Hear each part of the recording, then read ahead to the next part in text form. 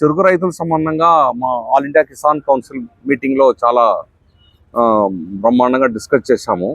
మా చెరుకు రైతుల సమస్య అంటే తమిళనాడులో కేంద్ర ప్రభుత్వం చెప్పే ధర 3,300 పర్ టన్నుకి ఇస్తుందండి.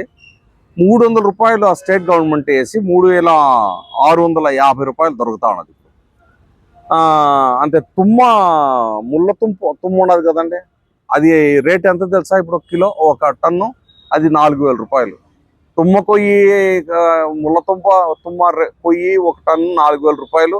మరి చెరుకు రైతులు పండించే ఇది మాత్రము 3,650. అది ఏం న్యాయం అనేది తెలవడం లేదు మాకు.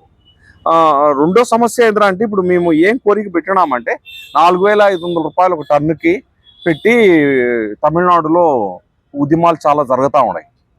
అట్లాగే స్టేట్ అడ్వైజరీ ప్రైస్ అనేది ఒకటి ఉంది. ఆ స్టేట్ అడ్వైజరీ ప్రైస్ ఇంతవరకు ఇవ్వకుండా మేము దగ్గర ఒక 9 ఏళ్లుగా కంటిన్యూస్గా చాలా పోరాటాలు జరిపించి మళ్ళీ కోర్టుకి వెళ్ళి కోర్టు వచ్చి ఇప్పుడు 205 కోట్ల రూపాయలు చక్కెర ఫ్యాక్టరీ అడ్మినిస్ట్రేషన్స్ వచ్చి రైతులకు ఇవ్వాలి అని ఇప్పుడు ఒక తీర్పు వచ్చింది. దాని ప్రకారంగా చెరుకు రైతులకు ఇస్తా ఉన్నారు. ఇది ఎక్కడ సాధ్యమైందంటే ఆల్ ఇండియా కిసాన్ సభ దాని కింద చాలా ఉద్యమాలు జరిగాయి. ఇది సాధించగలిగినాం.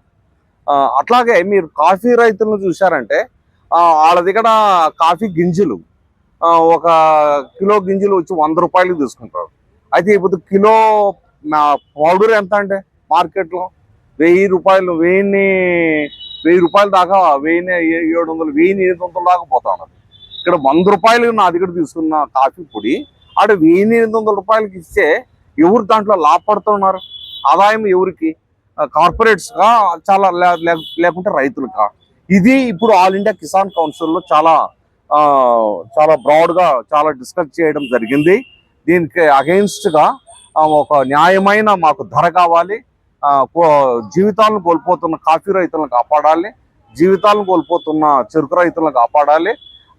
దానికోసం నెక్స్ట్ ఉద్యమాలు ఎట్లా చేయాలి అనే దాని గురించి ఇప్పుడు ఆల్ ఇండియా కిసాన్ కౌన్సిల్లో నిర్ణయం తీసుకోవడం జరిగింది.